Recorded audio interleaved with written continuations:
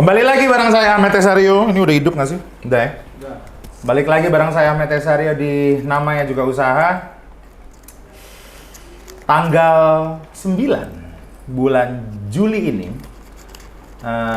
mantan calon wakil presiden,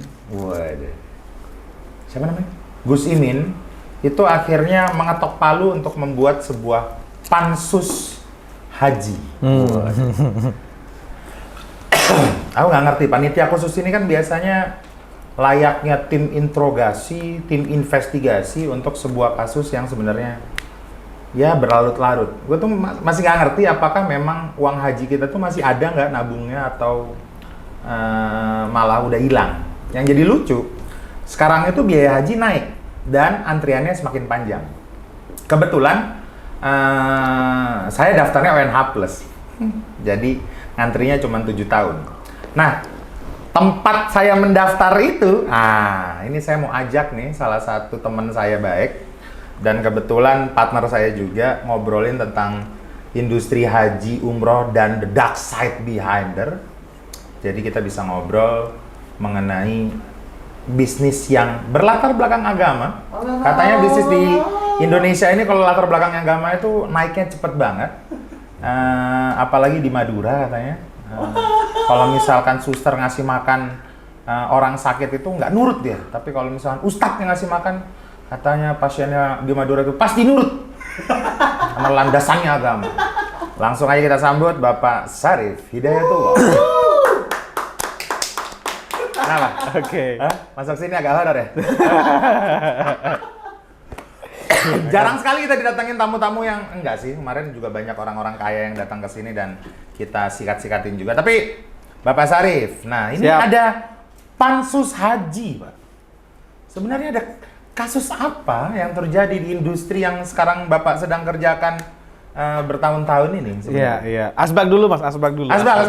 Ambil asbak.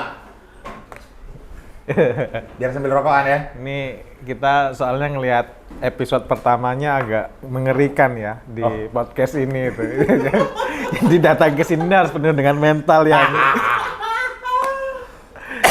Iya, memang sekarang lagi udah diketok ya pansus haji. Karena memang yang disoroti ya, kalau kita bicara kita untuk memahami duduk permasalahannya dulu apa yang dimaksud oleh Caimin ya kan. Karena menurut Undang-Undang nomor 8 tahun 2019 ya kan. Hafal doi. Emang Anda sering masuk polisi ya? Terus lanjut. Karena kuota haji khusus, jadi haji di Indonesia ini kan ada dua ya, haji reguler dan haji khusus. Haji reguler ini dikelola oleh pemerintah, haji khusus dikelola oleh swasta. Oh gitu? Ya. Kok baru tahu itu? Swastanya itu salah satunya ya perusahaan saya. Betul. Ya kan? Nah, itu dibagi kuotanya, yang mana haji reguler itu 92%, 8%-nya haji khusus. Ya kan? Namun yang terjadi pada tahun 2024, haji khusus itu dapat kuota kurang lebih 12%, artinya ada kelebihan 3-4%. Itu yang disorot oleh Caimin atau anggota dewan yang lain ya. 4% itu gede ya? Ya cukup gede ya, karena kalau misalnya, sebenarnya gini. Dan itu nggeser kuota umum kan? Akhirnya terkesan menggeser kuota yang reguler, sebenarnya enggak juga. Oke. Karena begini, tahun 2024, jadi tiap tahun kuota haji di Indonesia itu 221.000 per tahun. Ya kan? Cuman kemarin karena Indonesia 221.000 orang yang per berangkat haji, betul. Cuman karena kemarin Indonesia itu ibaratnya ikut berkontribusi terhadap suksesi untuk Arab Saudi menjadi tuan rumah Piala Dunia di tahun 2030. Sehingga Jokowi minta, ibaratnya Pak Jokowi menghadap putra mahkota ya Muhammad bin Salman untuk bisa dapat tambahan kuota haji, dan Muhammad bin Salman memberikan hadiah atas hal tersebut berupa kuota haji 20.000 tambahan.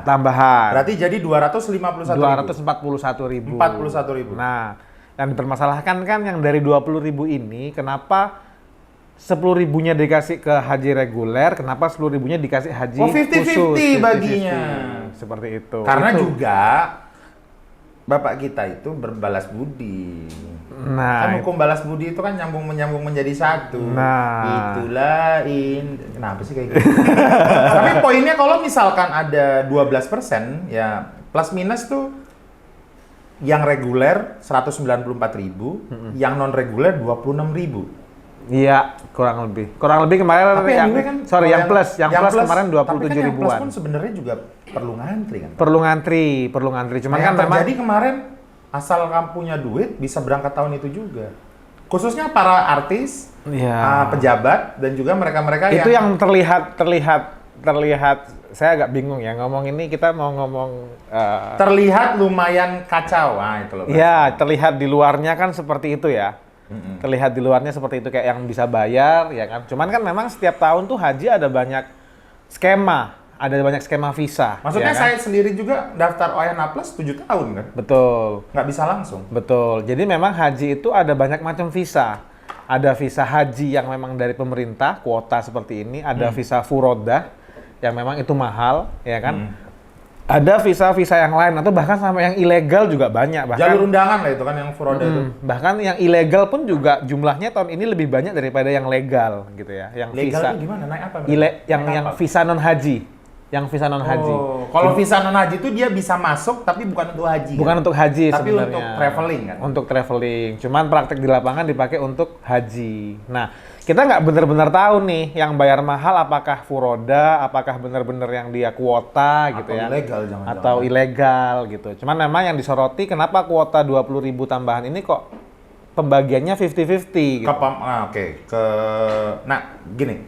Kalau misalkan itu ngomongin pembagian kuota, yang berhak membagi kuota itu berarti kan Kemenak, dan memang secara aturan undang-undang harus berkonsultasi atau persetujuan dengan DPR. DPR Ya, main juga. Nah, seperti itu.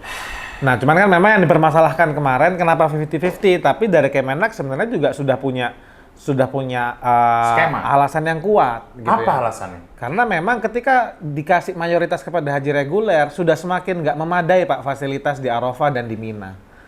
Kemarin aja di Arafah Mina aja sudah penuh banget. Bayangkan Kalau kuotanya ditambahin, ini penginapan itu yang harganya memang untuk reguler itu nggak ada kuotanya. iya, dan tendanya terutama yang vital tuh di Arafah dan di Mina. Kalau 10.000 ini dimasukin ke reguler semuanya makin nggak cukup gitu. Nah, tapi kan mau reguler mau enggak, mereka di sana tetap di tenda kan? Ya, tapi kan jadi over tendanya, Pak. Ya, kan 20.000-nya ditambahin kan pasti. Harusnya fasilitasnya juga ditambahin. dong. Itunya enggak. Jadi fasilitasnya yang makanya dari Kementerian Haji Saudi mengarahkannya 10.000 dikasih ke, jadi fasilitas haji itu ada zona 1 sampai zona 4. Oke. Zona 3 sampai zona 4 itu haji reguler, zona 1 zona 2 haji plus. Yang plusnya harusnya digedein. Nah, kemarin dilihat itu zona 1 zona 2 haji plus masih ada space untuk nampung 10.000 ini. Makanya oleh Kemenak dan berkoordinasi dengan Kementerian Haji Saudi lebih baik 10.000 ditaruh di haji plus, haji khusus, 10.000-nya oke, haji reguler. Itu langsung dilakukan, dieksekusi oleh Pak Menteri Agus Men. Cuman memang yang dipermasalahkan oleh DPR, kenapa tidak berkonsultasi dulu kepada DPR. Siapa tahu anggota DPR-nya juga bisa dapat tiket. atau dapat bagian. Betul. Kan ketok palu kan harus. Iya. Ya, Pak anggota DPR yang baru-baru tolonglah dirubah lah yang kayak gini. Oke, itu berhubungan sama pansus lah. Tapi industri agama di Indonesia ini kan sebenarnya industri yang sangat masif berkembang ya. Tapi di satu sisi rupanya fraudnya banyak loh Pak. Apalagi industri Bapak ya, travel umroh dan haji. Sebut aja ada First Travel lah. Kemarin teman kita anggota DPR RI, siapa namanya adiknya Pak Azwar Anas, Gus Mufti habis kena tipu juga karena travelnya.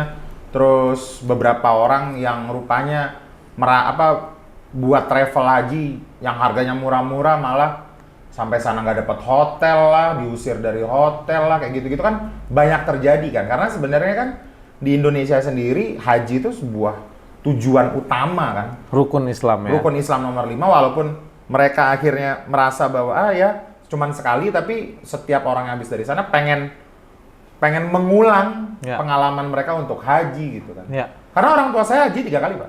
Wow, berarti berarti sudah ya. Yang bayar cuma satu. Oh, yang bayar cuma satu. Yang satu pertama jadi TKHI, yang kedua jadi dokter kloter, yang ketiga baru bayar karena bawa kakekku. Jadi kakekku udah tua, belum haji, akhirnya papaku yang nemenin. Cuman bisa rupanya, asal ya itu tadi, asal memang punya kapital yang cukup. Makanya kan haji bisa bilang mampu kan. Ya. Kalau tidak mampu nggak usah sok-sokan. Sama begitu juga sama operatornya. Kalau operatornya nggak mampu kan harusnya enggak kan. Ya. Nah kenapa Pak terjadi? Apakah mereka operator ini Karena memang greedy aja apa gimana ceritanya? di Indonesia ini kan secara karakteristik masyarakat itu memang punya tingkat fanatisme yang sangat-sangat kuat dan tinggi ya terhadap agama ya. Benar. Nah, Fanatisme ngomongnya. sehingga akhirnya itu membuat apapun di Indonesia ini jual agama itu bisa oke gitu. Bahkan terakhir kan ketika ada orang yang investor bodong itu kan, invest bodong, akhirnya ujung-ujungnya dikasih ceramah agama kan, suruh sabar, suruh ikhlas ya kan. Ini nyebut siapa? ini kenapa bahas tema lain? Ya enggak. Ya. Bangsa, saya nggak ke arah sana. Tapi ada loh para investor-investor anjing itu. Yang dia bukan investornya yang anjing, investinya. Investinya ya. Dia terima investasi, uangnya tidak kembali, investor diceramain. Harus sabar. Kita itu berwirausaha itu memang ada resikonya. Padahal bentuknya bukan investasi, pinjaman. Iya, karena memang di Indonesia pertama fanatik ya, fanatismenya terhadap agama itu tinggi, jadi sehingga jual agama itu jadi Kenal lagi sama orangnya aja. jual agama jadi mudah gitu ya. Bahkan jangankan umroh dan haji yang memang ritual ibadahnya itu disarankan dan cenderung diwajibkan oleh agama dan nabi ya. Bahkan sekarang kita lihat kulkas saja ada halalnya itu penjualannya bisa lebih meningkat gitu. Saya lihat tuh Sharp tuh ada kulkas ada label halalnya. Iya, karena Sharp merasa bahwa kami itu tidak ada yang maling loh. Kulkas yang kami perjualbelikan semua halal. Karena memang ya itu Pak, contohnya kayak halal gini halal kan. anjing ngapain lah. Aku sebenarnya agak heran kenapa harus ada label halal di Indonesia. Padahal mayoritas muslim di Indonesia. Mestinya yang dikasih label itu adalah yang haram, bukan yang halal. Masuk akal. Karena kan kalau jumlahnya kan masih lebih banyak toh yang halal ini karena masyarakat muslim. Semestinya yang dilabelin yang minor, yang haram. Daripada kita tapi kalau misalkan yang yang dilabelin haram dikit, Pak. Nah, jadi sumber pendapatnya jadi kurang ya. Kurang bagi badan sertifikasi. Kalau halal kan wah harus banyak yang halal nih. Daripada Anda nge-label, ini bener statement nih. Daripada itu MUI nge-labelin halal dan itu banyak produknya, mendingan Anda nge-labelin haram. Jadi kita milihnya gampang. Betul. Bener ini. Ini bener ini. Tapi kalau kayak gitu MUI tidak ada pendapatan. 3 juta sampai 5 juta Pak per label halal ya kan? Per produk 600.000 sekarang. 600.000 sekarang ya. Sekarang 650.000 per produk. Jadi industri bahkan sertifikasi halal bisa jadi industri gitu kan. Betul. Nah, itu Indonesia tuh loh. Artinya memang karena tingkat fanatiknya masyarakat ini tinggi sehingga hal-hal yang berbau agama itu mudah atau cenderung kita bisa gampang untuk jual di Indonesia. Nah, sehingga itu menyebabkan jadi marketnya gede, demand-nya gede. Tapi pertumbuhan kedewasaan industrinya itu Industrinya, pelakunya ya. Itu nggak berbanding lurus gitu. Bahkan kalau kita ngelihat Arab Saudi juga, Arab Saudi kan baru 2 tahun ini aja sudah berusaha untuk profesional sebagai host negara yang menerima turis. Ya kan, semenjak Muhammad bin Salman menggaungkan Saudi Vision 2030. Sebelum itu, mereka sangat konservatif gitu loh. Bisa dibilang sangat nggak layak untuk menerima banyak pariwisata. Tapi Bapak ngobrol sama Haji Salman tuh ngobrol? Sama Muhammad bin Salman. Wah, I wish Pak. Itu. Oh iya. Itu putra mahkota kan. Ronaldo aja agak susah ya ngobrol kita siapa? Jadi memang market demand yang bertumbuh pesat tapi nggak diimbangi dengan kedewasaan industrinya, baik Arab Saudi sebagai host ataupun penyelenggara atau pelaku-pelaku industri pariwisatanya, sehingga oknum-oknum lah yang akhirnya muncul.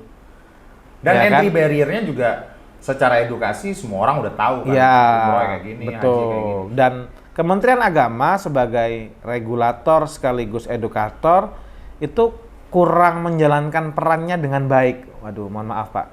Nggak apa-apa. Ya, tapi memang sebagai regulator dan edukator kurang menjalankan perannya dengan baik, sehingga akhirnya masyarakat semakin awam terhadap industri ini sebenarnya. Akhirnya sengaja memang agar ya udahlah pokoknya terima jadi lah. Iya, mungkin ya Pak. Ya karena mungkin kayak ini ya, kayak tambak lele gitu ya. Lele itu kan semakin butek airnya, semakin gendut gitu ya. Artinya kita kalau semakin butek itu baru ini industri umroh travel haji itu sama kayak tambak lele, semakin butek semakin gendut gitu pelakunya. Oke, kalau gitu tuh mengenai industrinya nih, aku pengen mencari tahu mengenai Persadanya. Tahun lalu di 2023 Persada finally berumur 35 tahun. Iya. Iya kan? Tahun ini 36 tahun nih. Dan umur Bapak saat ini masih di angka 33. Berarti kan Bapak generasi kedua ya? Benar. Nah, kebetulan saya kenal sama Bapak satu ini. Dulu itu Persadanya memang udah ada dari dulu. Tapi banyak cerita-cerita menarik nih. Beliau ini dulu di tahun 2019 sebelum pandemi temennya artis-artis. Irwansyah, Raffi Ahmad, Shireen Sungkar, Gibran. Hah? Gibran belum? Belum ya. Nah itu, coba cerita deh. Sebelum akhirnya Pak Syarif ini melakukan dan berkomitmen untuk menjalankan Persada dan akhirnya menjadi besar sampai sekarang. Informasi aja, Persada itu mengalami kenaikan jamaah 10 kali lipat ya? 10 kali lipat pada saat dipegang oleh Pak Syarif. Nanti kita akan mengulik tentang itu. Bagaimana perjalanan Persada, bagaimana perjalanan bisnis ini membuat seorang Syarif menjadi berkomitmen dan konsisten di sini. Dan sekarang Persada menurut data Pak, jadi nomor 2 travel umroh haji terbesar di Indonesia. Nomor satunya karena selalu dimiliki Allah Subhanahu wa Ta'ala. Dan yang paling sempurna tetap Andra and the Backbone. Kita balik di segmen 2 bareng saya Ahmad Esaryo di namanya juga usaha.